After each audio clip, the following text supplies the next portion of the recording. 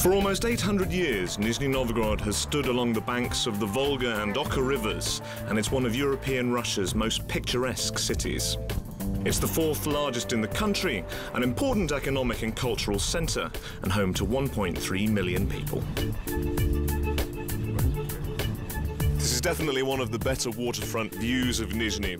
Down here you can see where the river Oka meets the Volga, and also take a good look at the city's famous market and some of its churches.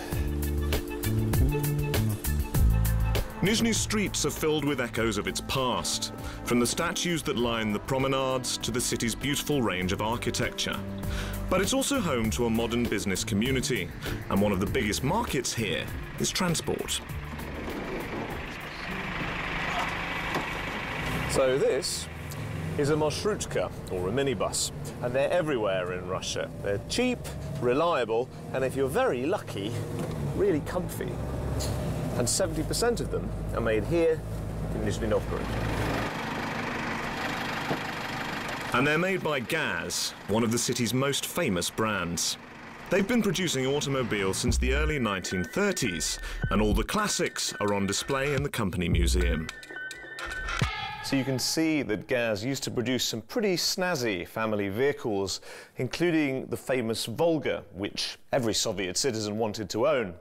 But it's commercial vehicles that have always been the company's bread and butter. Like this old bone shaker. And back in 1932, this was the very first thing that rolled off the production line. The Gaz AA. They still make trucks here today, of course, alongside the marshrukas.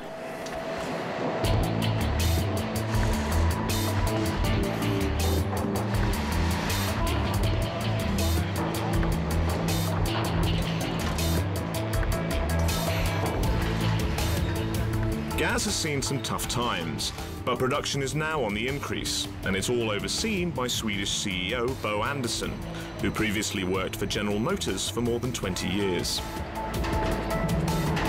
Let's see if I can grab a moment with the big boss man here.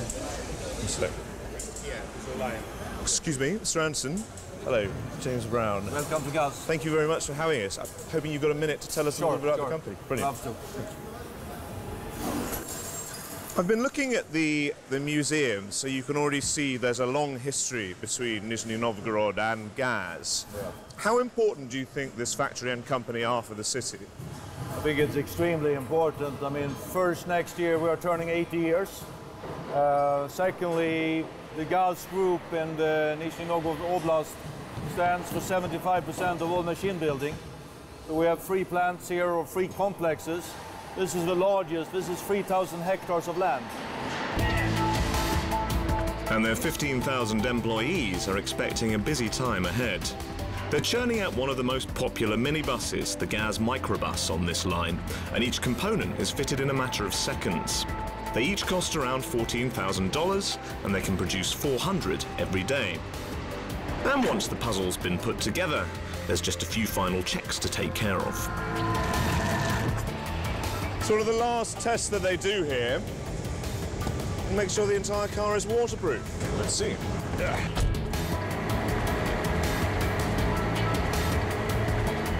With my fingers firmly crossed, we entered the car wash. Okay, as you can see, I was prepared for the worst, but I can safely say that these are doing a very good job. Bone dry. My tour of Gaz was almost over, but unfortunately my new minibus wasn't taking me home. But at least in a commercial vehicles company, you can always hitch a lift in something. I'd started with a very modern factory, but now I wanted to get a feel for Nizhny's cultural life.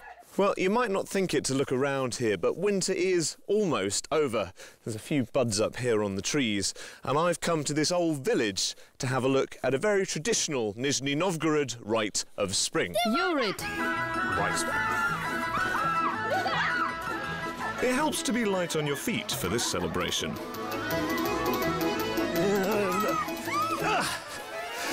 I got the wrong shoes on for this game. Let's look at this guy. There you go, after this big lad. What do you think about this?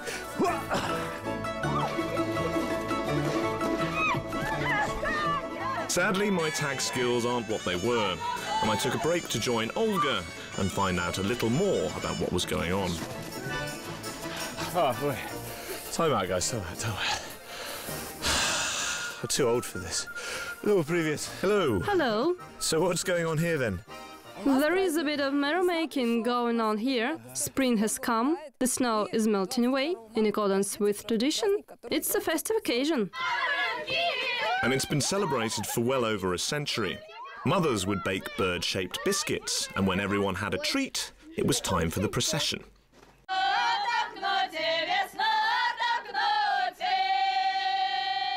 Everybody sings and walks around the village, leaving a biscuit at the door of every house. The idea of putting these little birds here is that they're supposed to attract the real birds, who will then fly down and bring spring with them.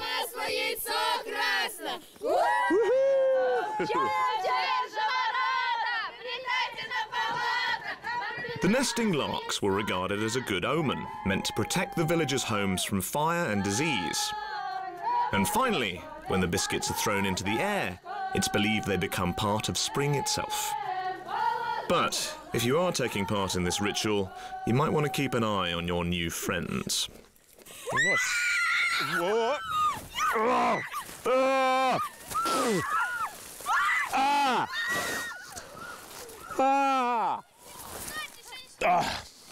Okay, so apparently I've got some spring inside me. And this March snow is also supposed to be good for your health. Oh, it's gone right down my neck. Ugh.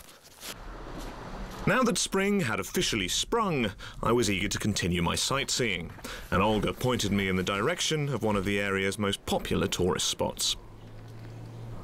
This is Gorodets. It literally means little town in Russian, and it's one of the most picturesque places in the Nizhny Novgorod region. Originally, though, it was founded as a frontier outpost, and it's the place where the most famous Russian warrior prince of all time, Alexander Nevsky, died. Over the centuries, Gorodets gained an enviable reputation, renowned for its painting, architecture and woodwork. And down by the riverside, there's a house where the old arts are still practiced. Nowadays, the artists make souvenirs and entertain the hundreds of visitors who pass through here every week. Well, I think I'm going to let these guys tackle the brushwork today, but I'm still going to take on something very traditional and very Russian, but it's much more up my street. Drinking tea. But back in the day, having a cuppa was a very elaborate affair. In all my time in Russia, I'd never had tea from a samovar. And as Gorodets boasts the largest exhibition in the country, it seemed like a good place to break the habit. There are samovars here that date back to the 17th century, from single-person pots to ones that can hold more than 50 litres of water. But all this talking really was making me thirsty. Krasiva, no, but I've got to have a drink, so tea? Let's go. Okay. But there were still some serious preparations to take care of. Спички. Yep. Зажигай. Getting the samovar going takes time. Once you've added your water, you need to put in plenty of kindling and light it up. Got a little bonfire going on here. More. Pile on the charcoal. Труба для лучшей. Now we give it some air. Берем трубу и устанавливаем ее сверху. And put on the chimney.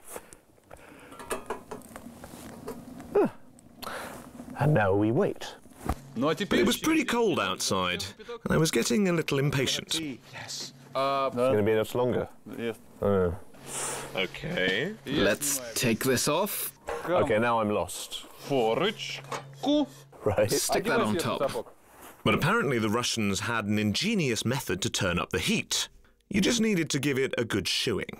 Okay, that's a bit different to my hot point appliance.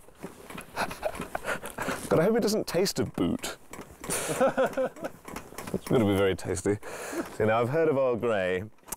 I guess this must be the Wellington blend.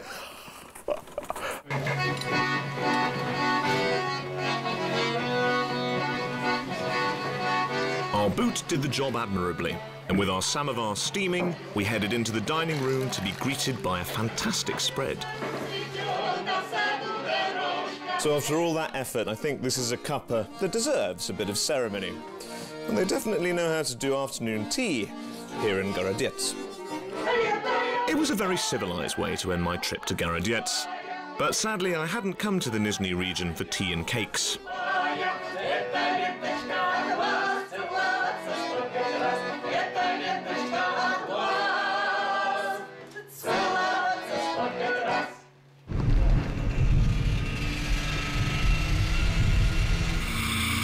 The time for relaxation was over. Okay, well, it wouldn't be a Discovering Russia show if I didn't do something bizarre and potentially dangerous outdoors. So, I've come here to a place called Extreme Land to see what they've got to offer. It's set in several hectares of land around an hour's drive from Nizhny, but they promise it's worth the trip. Okay, well, this looks interesting. It seems that one of the most popular activities here involves inflatable fruit, going very fast. Okay, so I need to cry out, I think, if I fall off the extreme banana.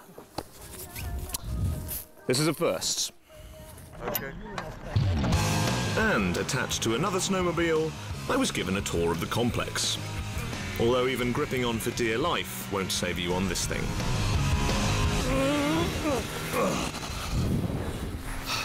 Oh well, it is a banana, I suppose.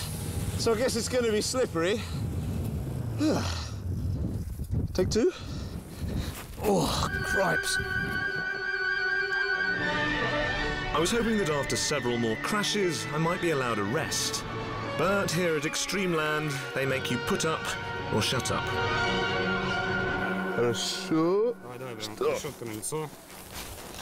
Right. Oh, so I thought I was getting a break. Apparently, it's time for something a little bit more intense. I have no idea what I'm going to do here. Right. How do you hit people with this? It's like, right. It seemed that if I wanted my lunch, I was going to have to fight for my food. I knew that watching those celebrity gladiator programs would eventually come in handy. It's really hard. They may be large air-filled tubes, but believe me, you still don't want to get smacked in the wrong place with one. The battle went back and forth, but I knew in the end that our brave and highly tactical assault on the red team would see us through. The blue team is victorious in this really fun but slightly pointless game. But I warn you, there can be quite a come down once the adrenaline wears off.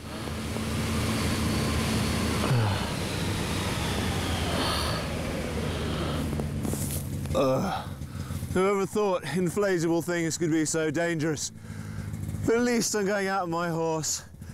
Or in this case, a bucking banana. Good boy. I had suffered enough for one day, and I was ready to head back to the safety of the city. It was time to explore more of Nizhny Novgorod itself. I just needed to find someone to give me a hand.